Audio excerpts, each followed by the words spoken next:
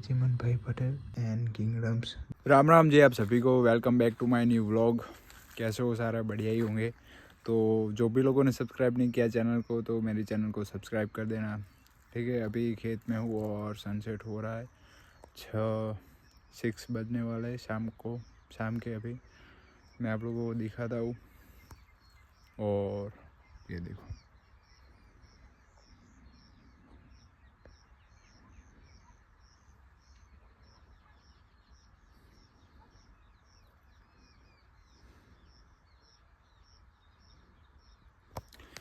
है ना बढ़िया सा।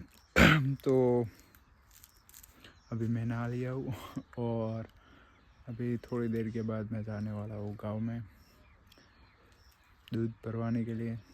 डेयरी में दूध भरवाने के बाद आऊँगा, फिर वर्कआउट करने के बाद खाना खा के रीडिंग करने बैठने वाला हूँ, ठीक है। तो अभी चलता हूँ मैं, ठीक है। ये देखो,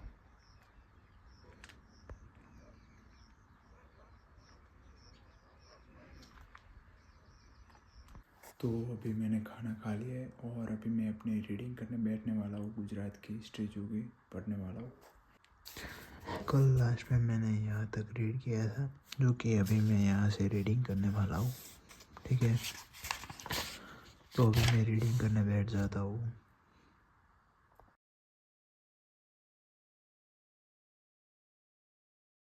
तो अभी मैंने गुजरात की हिस्ट्री जो कि 15 मिनट रीडिंग की है, तो मैं आप लोगों को दिखाता हूँ मैंने क्या क्या अभी रीड किया गुजरात की हिस्ट्री में। तो अभी मैं रीड करते यहाँ तक आ चुका हूँ। यहाँ से मैं कल रीडिंग करने वाला हूँ, जो कि मैंने ये दो पेज और ये 2 पेज मैंने अभी रीड किए हैं। तो श्री हितेंद्र भाई देसाई जो कि मैंने कल पढ़ा था, ये तो वो गांधीनगर।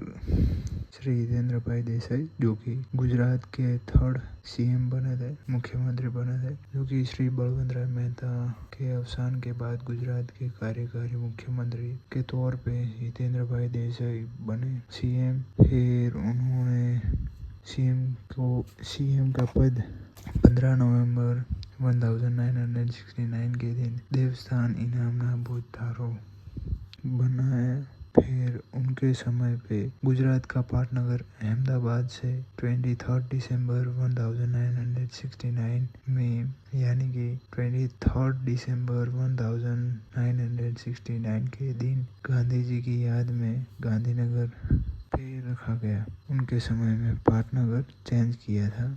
फिर उनके समय में गुजरात विधानसभा जो कि अहमदाबाद सिविल हॉस्पिटल से गांधीनगर की सेक्टर 17 की सेंट्रल लाइब्रेरी में 11 फरवरी 1971 के दिन रखी गई थी।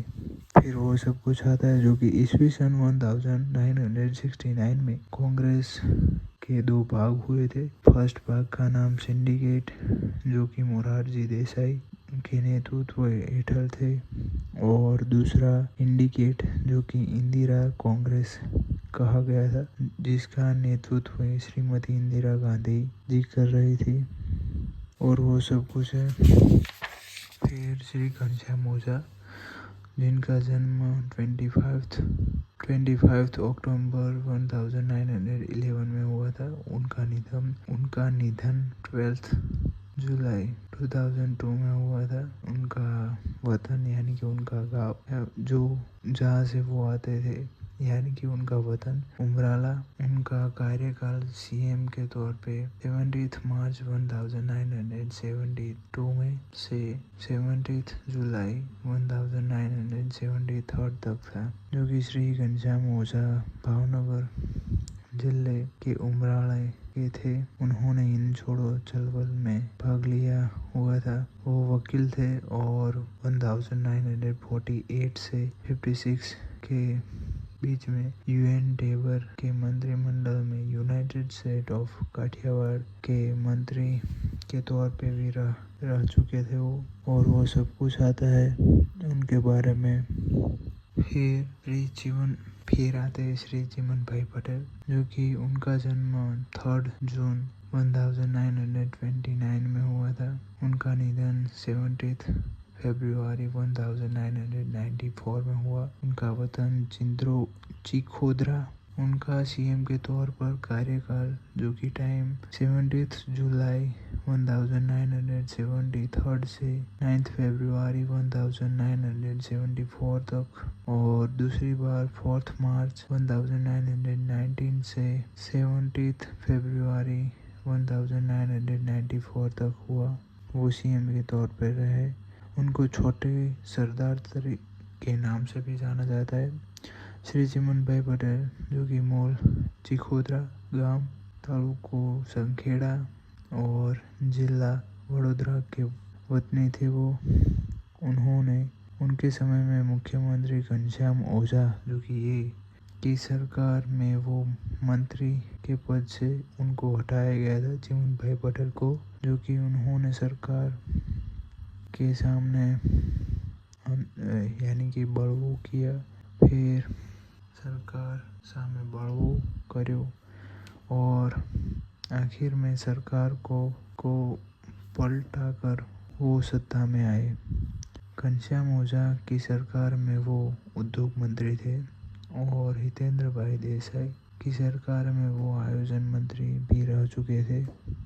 उनकी राजकीय यानी कि चिमन भाई पटेल की राजकीय कारकिर्दी कॉलेज के टाइम से शुरू हो चुकी थी।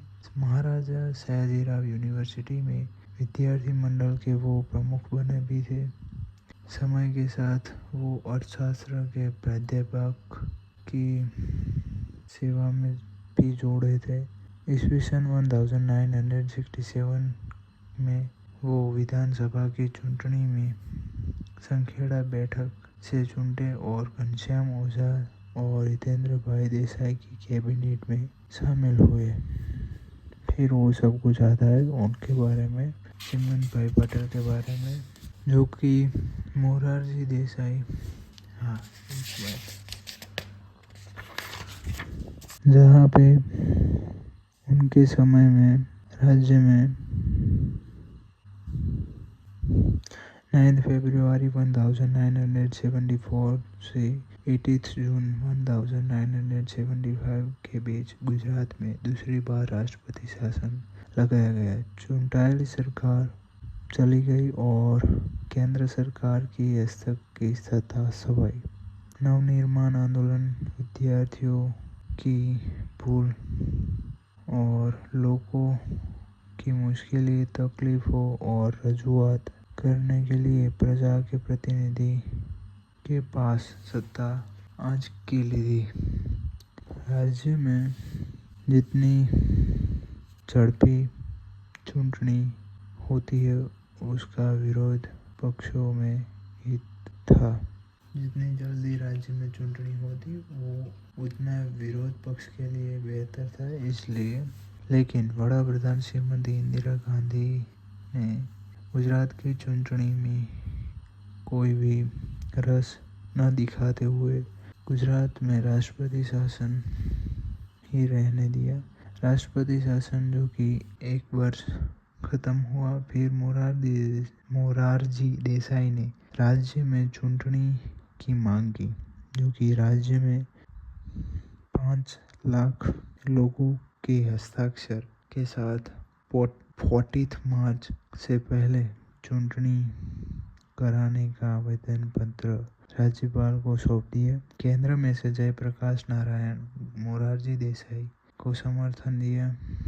मोरारजी देसाई ने इंदिरा गांधी को पत्र के द्वारा 1975 में मई के पहले गुजरात में चुनाव की जाहिरात नहीं की तो 7 अप्रैल 1975 के दिन दिल्ली में आमरण उपवास वो करेंगे, ऐसा उन्होंने सरकार को बोला। लेकिन सरकार झुकी नहीं, जिससे मोरारजी देसाई उपवास पर बैठ गए और उनके समर्थन में ठेर ठेर कार्यक्रम होने लगे। अटल बिहारी वाजपेयी, जॉर्ज फर्नांडिस, ज्योति बसु, चंद्रशेखर और विपक्षी नेताओं ने उनको समर्थन दिया। फिर इंदिरा सरकार पर उपवास का दबाव बढ़ता हुआ दिखा, इसलिए उन्होंने 30 अप्रैल 1975 के दिन गृह प्रधान दीक्षित मोरारजी देसाई की मुलाकात ली और सरकारे चूंटनी करने की तैयारी की। फिर जब चूंटनी पंचे मई 1975 दो तबक्के में गुजरात की चूंटनी की जाहिरात की। बता यानी कि सारे विपक्ष और जनता मोर्चा को बनाया, जो कि इस नवनिर्माण आंदोलन में अभी के बड़ा प्रधान श्री नरेंद्र मोदी, जो कि एबीपी के नेता के भाग पर वो भी थे वहाँ, और वो सब कुछ आता है। ठीक है, तो अभी मैं एनसीईआरटी की हिस्ट्री ओवर पास्ट का chapter 2 new Kings and kingdoms, जो कि अभी रीडिंग करने में बैठने वाला हूँ। तो रीडिंग करते हैं अभी।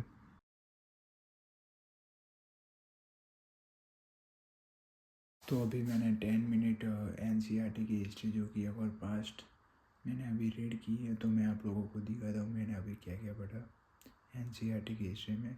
क्लास 7 की हिस्ट्री है, जो कि अभी मैं आ चुका था यहाँ पे रीड करते करते।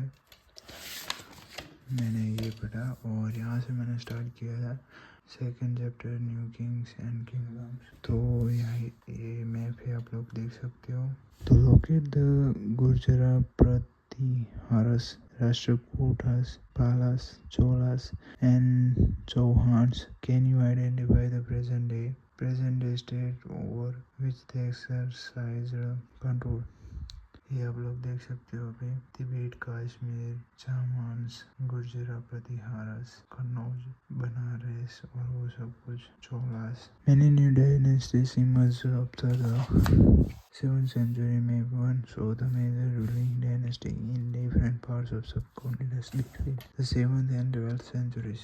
The emergence of new dynasty, और ये जो कि wall relief from cave Ellora showing Vishnu as Narasimha, the main lion. It is a work of the Rashtrakuta period. और ये सब कुछ मैंने अभी रीड किया। फिर एडमिनिस्ट्रेशन इन द किंगडम्स, जो कि फिर 400 taxes. The inscription of the Cholas who ruled in Tamil Nadu refer to more than 400 terms for different kinds of taxes. The most frequently mentioned tax is Vedi, taken not in cash but in the form of forced labor, and Kadamai or land revenue. There were also taxes on thatching the house, the use of a ladder to climb palm trees, a case on succession to family property, etc. और वो सब कुछ। फिर prashasti and land grants. तो यहाँ तक मैंने अभी रीड किया है। ये अभी मैं कल यहाँ से रीडिंग कर लूँगा। ठीक है, तो जो भी लोगों ने मेरे चैनल को सब्सक्राइब नहीं किया तो यारो सब्सक्राइब कर दो और मुझे सपोर्ट करो। Thanks for watching and keep supporting. और हाँ, लाइव अपडेट के लिए मुझे इंस्टाग्राम पर भी फॉलो कर देना। मैं डिस्क्रिप्शन में मेरी आईडी या फिर मेरा अकाउंट जो भी मैं मेंशन कर दूँगा। ठीक है, ए चौधरी करके मेरा यूज़र नेम है इंस्टाग्राम पर, तो जाके मुझे फॉलो करना। और thanks for watching, keep supporting, be safe and जय Shri Ram, Radhe Radhe. Good night all of you and शुभ रात्रि।